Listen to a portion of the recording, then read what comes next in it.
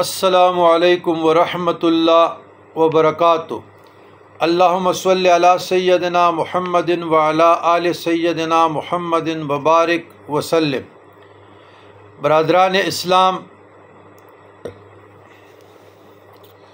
قرآن مجید فرقان حمید کے 114 سورتوں کے فضائل، فوائد اور مجربات بزرگان دین میں سے آج کا سورت ہے خواص سورہ رعد، غالباً 13 سورت ہے۔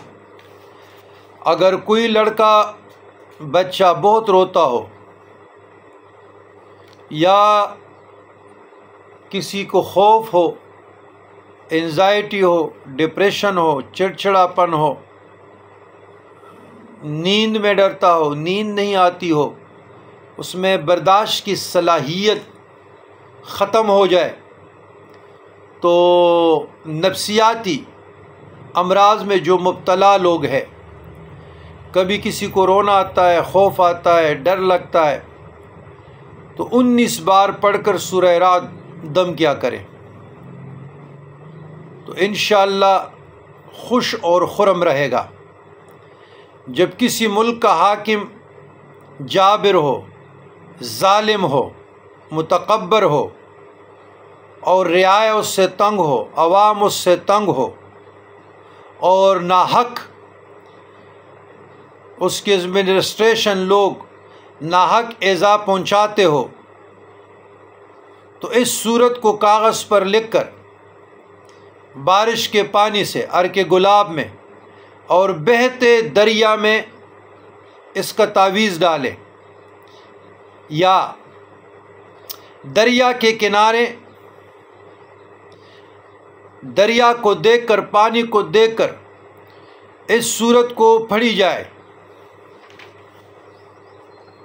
اور دعا کی جائے، انشاءاللہ حاکم معزول ہو جائے گا۔ گرج اور کڑک اور برستے ہوئے پانی اس دن اس صورت کی تلاوت کی جائے، پانی کے دم اور پانی پر دم کیا جائے، تو جو لا علاج امراض میں مبتلا آدمی ہو، مہروں کے در، جوڑوں کے در، گنٹھیا اور کمر کے در، اس قسم کے جو امراض میں مبتلا ہو، تو وہ پانی دم کر کے برابر اس کو 21 دن پلایا جائے، انشاءاللہ نجات ہوگا، شفا ہوگی۔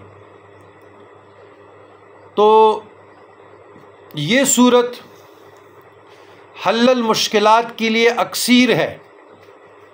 جس طرح اس پرفتن دور میں ہم ہیں، تو آپ لوگ سورہ رعد سے کام لیا جائے نا، کام لیں، سورہ رعد کی تلاوت شروع کریں، آپ کو فتنوں سے بھی نجات مل جائے گی، حاکم سے بھی مل جائے گی، معاشرے میں اسٹیبلٹی آ جائے گا۔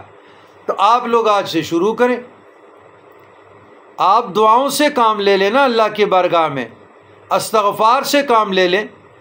جو نبی، جو پیغمبر، جو رسول پہ آزمائش آئی یا ان کی امت پہ آئی، تو قرآن اس بات پہ دلیل ہے کہ استغفار سے اور نماز سے اور دعاؤں سے کام لیا ہے۔ ہر نبی نے اللہ کی بارگاہ میں نماز اور دعا پڑھی ہے، تو آپ لوگ بھی صبر اور استقامت کے ساتھ نماز کی طرف آ جائیں، دعاؤں کی طرف آ جائیں۔ یہ تو قرآن نص اس پہ دلیل ہے، اور عقیدے کے ساتھ پڑھیں، سورہ رعد کی تلاوت کی جائے بارہا، انشاءاللہ اسٹیبلٹی آ جائے گی۔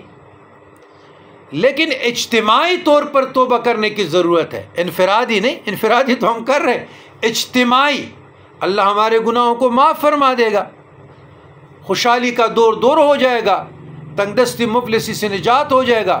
جب ملک میں کاروبار آ جاتا ہے، انویسٹمنٹ، سرمایہ کاری آ جاتی ہے، روزگار مہیا ہو جاتے ہیں۔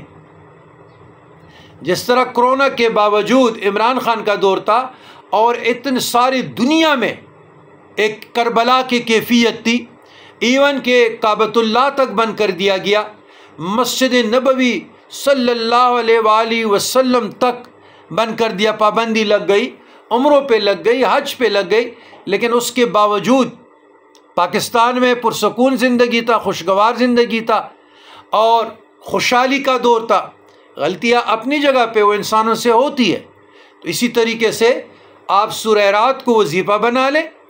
دیکھیں تلاوت سے تلاوت ہے، ذکر سے ذکر ہے، پریاد سے پریاد ہے، دعا سے دعا ہے، اور 2 رکعت صلاۃ حاجت توبہ کی طرف آ جائے اجتماعی طور پر۔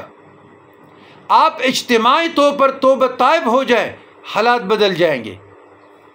تو کوئی اسلام آباد کی طرف دیکھتا ہے، کوئی آسمان کی طرف دیکھتا ہے اور خود پریکٹیکل عمل نہیں کرتا کہ یا اللہ ہمارے ملک پہ رحم فرما، ہمارے حال کو بدل دیں۔ تو جو کوئی خود اپنے حال بدلنے کی کوشش نہیں کرتا، اللہ ایسے قوموں کے حالات نہیں بدلتے۔